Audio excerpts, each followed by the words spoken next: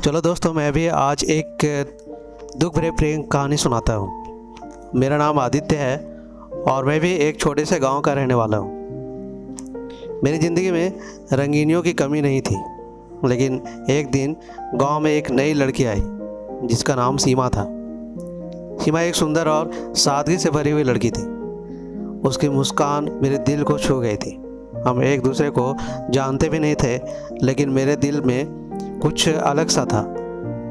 वो हमारे स्कूल की नई छात्रा थी और मैं उसे देखकर हर बार अच्छा महसूस करता था। धीरे धीरे हमारी दोस्ती बढ़ती गई और मैं उससे अपने दिल की बातें कहने का इरादा बैठा लिया था। एक दिन हम स्कूल की पुस्तकालय में मिले। मैंने उससे कहा, सीमा, मुझे तुमसे कुछ कहना है। उसने मेरे होठों पर हंसते हुए कहा, हाँ बोलो ना।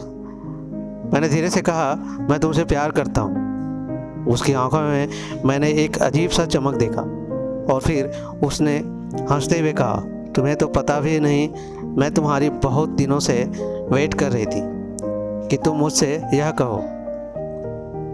हमारा प्यार बढ़ता गया और हम एक दूसरे के साथ समय बिताने लगे। हमारी मुलाकातें छुपे रहती थी क्योंकि हम अपने गांव में इसे स्वीकार नहीं कर सकते थे, लेकिन प्यार में सब कुछ छुपा होता था। और हम यहाँ तक पहुँच गए थे कि हम एक दूसरे से शादी करने का इरादा कर बैठे थे।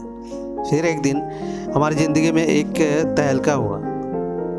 सीमा के माता पिता ने उसे एक दूसरे आदमी से विवाह करने के लिए मजबूर किया।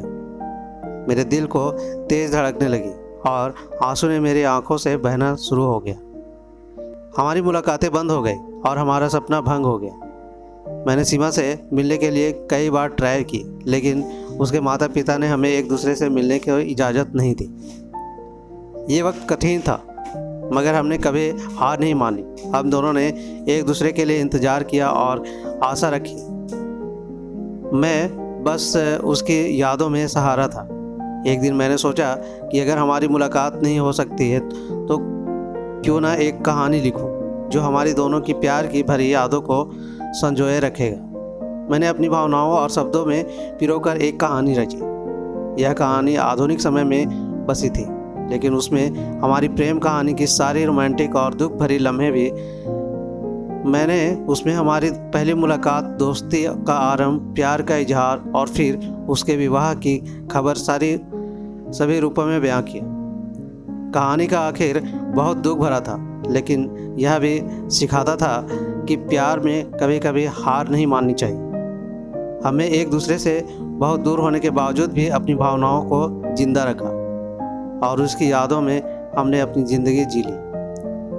कहानी को लिखते लिखते मेरी आंखें भी भीग गई। मैंने अपनी भावनाओं को शब्दों में नहीं पिरोकर रखा था, बल्कि उसमें मेरा दिल था, मेरी आत्मा थी।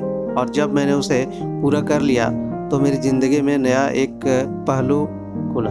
यह कहानी न केवल हमारे प्यार की कहानी थी, बल्कि यह दुनिया को यह सिखाती है कि प्यार का मतलब सिर्फ फिजिकल रिलेशनशिप नहीं होता। यह एक आत्मिक संबंध है जो समय समय पर दूरियों के बावजूद बना रहता है। तो ये थी आज की कहानी। कैसी लगी अपने दोस्तों के साथ शेयर कीजिए और कमेंट में ज़रूर बताइए।